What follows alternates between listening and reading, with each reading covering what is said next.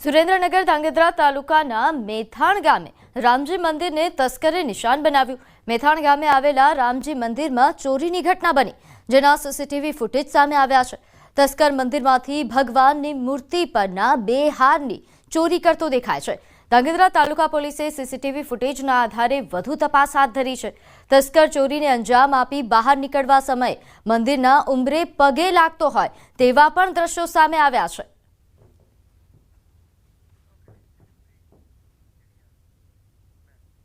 तो आगे बात करिए एक महत्वना समाचार। मुख्यमंत्रीनो વધુ એક શિક્ષણલક્ષી મહત્વનો નિર્ણય। મિશન સ્કૂલ ઓફ એક્સલન્સ અંતર્ગત રાજ્યની ગ્રાન્ટ ઇન એડ માધ્યમિક અને ઉચ્ચતર માધ્યમિક શાળાઓને માળખાકીય સુવિધા સુદૃઢ કરવા આર્થિક સહાય અપાશે।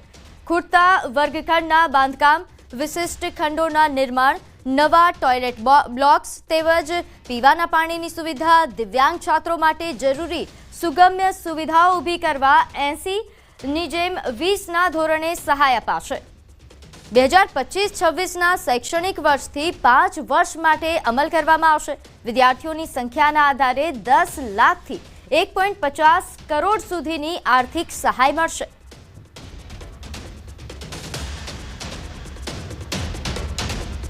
હવે જઈએ ઉત્તર પ્રદેશ, જ્યાં 24 જિલ્લાના 1200થી વધુ ગામોમાં પૂરના કારણે તબાહી મચી ગઈ છે।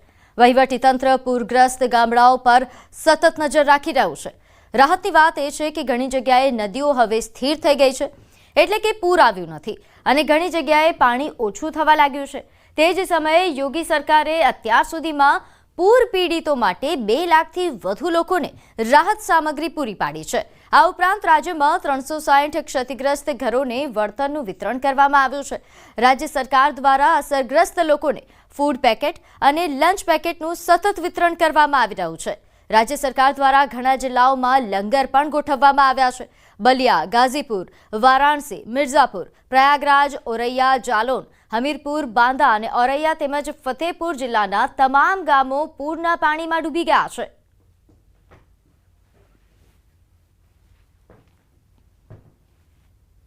प्रशासन का बोट लगातार लोगों को राहत सामग्री पहुंचा रहा है। हमारे साथ स्थानीय लेखपाल यहाँ पर मौजूद हैं। दिक्कतें तो परेशानी बहुत हो रही है, जिस तरीके से हम देख रहे हैं। आप लोग लगातार बोट से खाना भी पहुंचा रहे हैं, लेकिन परेशानी भी बहुत ज्यादा है। जी बहुत सर, इस समय बहुत परेशानी चल रही है और एक्चुअल क्या है कि हमारी पहली प्राथमिकता ये है कि बंदों को राहत सामग्री पहले दिया जाए। जीविका का जो साधन होता है पहले उसको दिया जाए कि बंदे अपना क्या नाम कि जीविका अपना वो कर सके। इसके बाद हम इसके बाद जैसे बाढ़ कम होगी, फसल का सर्वे होगा और ये इनको राहत सामग्री के बाद जैसे फसल का सर्वे जो करेंगे तो उनको देंगे। इसके बाद फिर मकान जिसका गिरा है उनका क्या ना सर्वे करके उनको मुआवजा देने का प्रयास करेंगे। तो यही सब बेसिक रिक्वायरमेंट और ये चीज़ है। बेसिक रिक्वायरमेंट सरकार के द्वारा पूरा किया जा रहा है। यहाँ पर जरा हम आपको तस्वीरें और दिखाएं। यहाँ घर के अंदर से जरा आगे बढ़ के, मैं बोट पे हूँ और यहाँ पर देखिए लोगों के घरों के छतों पर, यहाँ पर देखिए तस्वीरों में जो खाने का बर्तन और जो कुकिंग के लिए जो तमाम सामान चाहिए, बर्तन से लेकर चूल्हा, हर चीज छतों के ऊपर है। और यहाँ पर इस शख्स से भी बातचीत करते हैं। कितनी परेशानी आप लोगों को हो रही है? छत पे खाना वगैरह बन रहा है? सर बहुत परेशानी होती है, बहुत परेशानी होती है। यहीं पर छत पे खाना वगैरह बन रहा है? हाँ इसी जगह सर। अब ऐसा है क्या, छोटा बच्चे को हम लोग पहुंचा देते हैं रिश्तेदारी में, बड़े लोग जो रहते हैं वो लोग इधर रहेंगे। कितनी बार जाएंगे, कहाँ जाएंगे, कहाँ जाएंगे, कितनी बार जाएंगे? देखिए ये आप बीती है। जरा मैं यहाँ पर जरा वीडियो जर्नलिस्ट कमलेश से कहूंगा कि आगे की तरफ ये यहाँ पर देखिए अंदर की तस्वीर देखिए। ये एक गांव के घर के अंदर की तस्वीर, पूरी तरीके से लबालब भरा हुआ है। प्रशासन जो है इन्हें लगातार यहाँ पर देखिए आप तस्वीरों में फूड पैकेट्स दे रहे हैं और यहाँ पर देखिए घरों के अंदर जो है हर तरफ पानी ही पानी आप देख पा रहे हैं। तो ये स्थिति है मिर्जापुर जिले की। हम लगातार आपको मिर्जापुर जिले की स्थिति दिखा रहे हैं। खुद मुख्यमंत्री योगी आदित्यनाथ बाढ़ राहत सामग्री पर नजर बनाए हुए हैं और जो बाढ़ के इलाके हैं वहां पर खुद मुख्यमंत्री योगी आदित्यनाथ उसको लेकर बैठकें कर रहे हैं कि प्रशासन का इस तरीके का बोट लगातार हर बाढ़ पीड़ित गांवों तक पहुंचे और उन्हें राहत सामग्री पहुंचाए। तो यहाँ पर देखिए आप तस्वीरों में हर तरफ प्रशासन के अधिकारी जो हैं इस तरीके के बड़े बड़े बोट्स पे लगातार राहत सामग्री पहुंचा रहे हैं, तो दूसरी तरफ आम लोगों का जीवन अस्त व्यस्त हो गया है क्योंकि उनके घरों में बाढ़ का पानी एंटर कर चुका है। वीडियो जर्नलिस्ट कमलेश के साथ अमित कुमार सिंह, न्यूज़ 18 इंडिया, मिर्जापुर।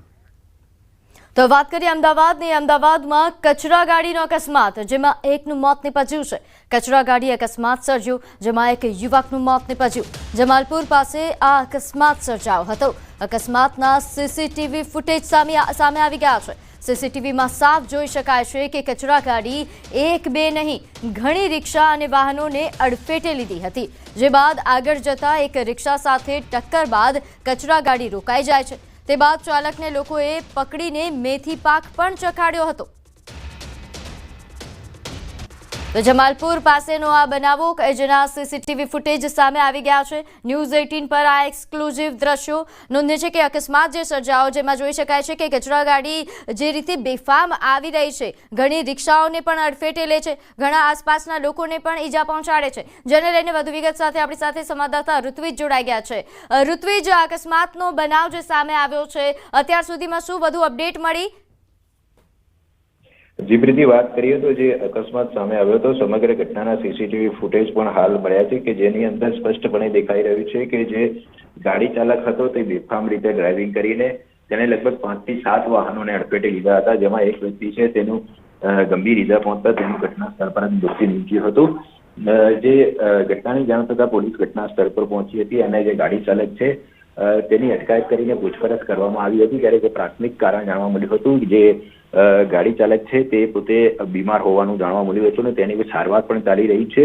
જો કે અકસ્માત સર્જાયો તે સમયે તેને કયા પ્રકારની પરિસ્થિતિમાંથી તે પસાર થયો હતો તે બાબતે હાલમાં તપાસ ચાલી રહી છે।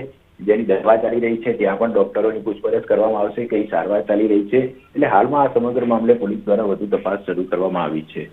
જી બિલકુલ। આ ઉપરાંત ઋત્વિજ, જે રીતે આપે જણાવ્યું કે હાલ તો એ ડ્રાઈવર ચાલક પોતાનો બચાવ કરી રહ્યો છે, કહી રહ્યો છે કે એને બીમારી હતી, પરંતુ જે રીતે દ્રશ્યોમાં જોઈ શકાય છે કે ઘણા દૂર સુધી એ ટ્રક લઈને આવી રહ્યો છે, ગાડી લઈને આવી રહ્યો છે, તો શું ખરેખર જોખું આવી ગયું હોય તો આટલો સમય સુધી એ ડ્રાઈવ કરી શકે? શું આમાં અહીંના જે સ્થાનિકોએ પણ અહીં મેથી પાક ચખાડ્યો, તો એમના તરફથી કોઈ માહિતી આપવામાં આવી છે કે તેની સ્થિતિ એ ટાઈમ પર કેવી હતી? પ્રીતિ, એનું કહેવું છે કે જ્યારે તે પોતે આ વાહન ચલાવી રહ્યો હતો ત્યારે તેને ચક્કર આવી ગયા હતા અને તે સંજોગોની અંદર અકસ્માત સર્જાયો હતો। એટલે પોતે એક વાહનને ટક્કર માર્યા બાદ પોતે ગભરાઈ ગયો હતો અને ત્યારબાદ ગભરાટના કારણે તેણે અન્ય વાહનોને પણ અડફેટે લીધા હતા। એટલે હકીકત શું છે તે એક તપાસનો વિષય છે। પોલીસની પ્રાથમિકતા રહેલી છે કે જે મૃતક વ્યક્તિ છે તેને પોસ્ટમોર્ટમ માટે મોકલી આપવામાં આવે અને તેનું પોસ્ટમોર્ટમ કરાવવામાં આવે। આ ઉપરાંત જે પરિસ્થિતિ પર કોઈ પણ પ્રકારનો અનિચ્છનીય બનાવ ન બને તેની પણ તકેદારી રાખવી પોલીસની એક ફરજ છે। એટલે પોલીસ દ્વારા હાલમાં આ જે પ્રાથમિકતા રહેલી છે તેની તપાસ કરવામાં આવી રહી છે અને ત્યારબાદ આરોપી છે તેની પણ પૂછપરછ કરવામાં આવશે, તેની સારવાર ચાલી રહી હતી, કયા કારણોસર તેને ચક્કર આવ્યા હતા, આ તમામ બાબતો છે એક તપાસનો વિષય છે। એટલે જે હાલમાં પોલીસ દ્વારા સમગ્ર મામલે કાર્યવાહી પણ કરવામાં આવી રહી છે, ફરિયાદ પણ નોંધવામાં આવશે જે તે ગાડી ચાલક છે તેના વિરુદ્ધમાં, અને સમગ્ર મામલે જે સીસીટીવી ફૂટેજ પણ સામે આવ્યા છે તેના આધારે પણ પોલીસ દ્વારા એનાલિસિસ કરીને વધુ કાર્યવાહી કરવામાં આવશે। બિલકુલ, આભાર માહિતી આપવા બદલ। તો પૂર્વ કેબિનેટ મંત્રી અને ભાજપ નેતા બાવકુ ઉંધાડે મુખ્યમંત્રી અને ગૃહ રાજ્યમંત્રી હર્ષ સંઘવીને પત્ર લખ્યો। અમરેલી શહેરમાં લુખ્ખા તત્વો અને રોમિયોગીરી સામે રોમિયો સ્ક્વોડ શરૂ કરવા માંગ કરી। ચક્કરગઢ રોડ પર આવેલ પટેલ સંકુલના પ્રમુખની રજૂઆતને લઈને પત્ર લખ્યો। પટેલ સંકુલમાં હજારો વિદ્યાર્થીનીઓ અભ્યાસ કરે છે, જેને લઈને રોમિયો સ્ક્વોડની રચના કરવાની માંગ કરવામાં આવી છે। ભૂતકાળમાં એસપી શોભા ભૂતળાના સમયમાં રોમિયોગીરી સ્ક્વોડ કાર્યરત હતી। મુખ્યમંત્રી ભૂપેન્દ્ર પટેલ, હર્ષ સંઘવી અને અમરેલી એસપીને પત્ર લખીને રોમિયોગીરી ડામવા માટે માંગ કરવામાં આવી છે।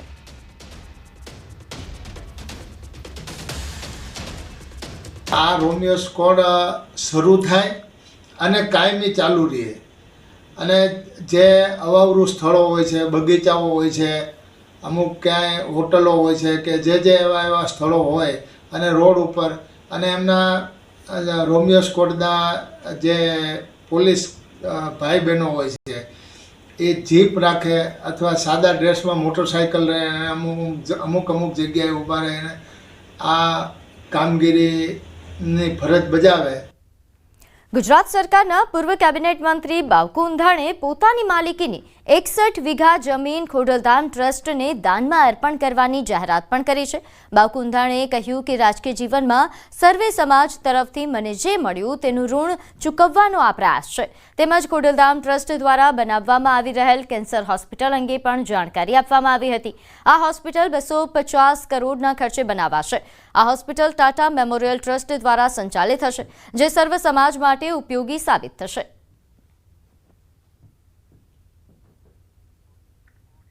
આ મંદિર એક ધાર્મિક સંસ્થા છે, એટલે શ્રદ્ધા અને આસ્થાનું કેન્દ્ર છે. ત્યાં 61 વીઘા જમીન એની બાજુમાં જ ફોરેસ્ટ વિભાગની છે. એટલે ફોરેસ્ટ વિભાગની જમીન છે એ એક્સચેન્જ થઈ જશે અને પછી આજે મેં તમને જે કીધું એ પ્રમાણે એ જમીનનો ત્યાં એ હેતુ માટે ઉપયોગ થવાનો. ખોડલધામ ટ્રસ્ટ કાગવડને ભૂમિદાન માટેની થોડીક ભૂમિની જરૂરિયાત હતી અને એ જિલ્લાની ટીમને નરેશભાઈ વતી અમને જાણ થઈને અમે બાવકુભાઈને કીધું. એટલે બાવકુભાઈએ વિના સંકોચે ઉંધાડ પરિવાર તરફથી અમને કહેતા હર્ષને આનંદ થાય છે કે ઉંધાડ પરિવારના મોભી બાવકુભાઈએ નરેશભાઈને તરત ફોન કરીને જાણ કરી કે અમારા પરિવાર તરફથી હું 61 વીઘાનું ભૂમિદાન ખોડલધામનું અર્પણ કરું છું. કચ્છના અબડાસામાં 864 એકર વન જમીન પરથી દબાણ દૂર કરાયું. અબડાસા તાલુકાના કુણાઠિયા અને ભાંચુડા ગામની સીમમાં લોકોને દબાણ કરી વાવણી કરેલી હતી, જેમાં 864 એકર જેટલી વન વિભાગની જમીન પર તંત્રએ કાર્યવાહી હાથ ધરી. કુલ 350 હેક્ટર જેટલો વિસ્તાર દબાણ હેઠળ આવ્યો હતો, જેને બુલડોઝરની મદદથી ખાલી કરાવાયો. દબાણ હટાવવા માટે વન વિભાગ અને પોલીસ વિભાગની ચુસ્ત સુરક્ષા વ્યવસ્થા વચ્ચે કાર્યવાહી અમલમાં મુકાઈ. સરકારી વન જમીનની બચાવ અને કાયદેસર હક માટે આ પગલાં ભરવામાં આવ્યા.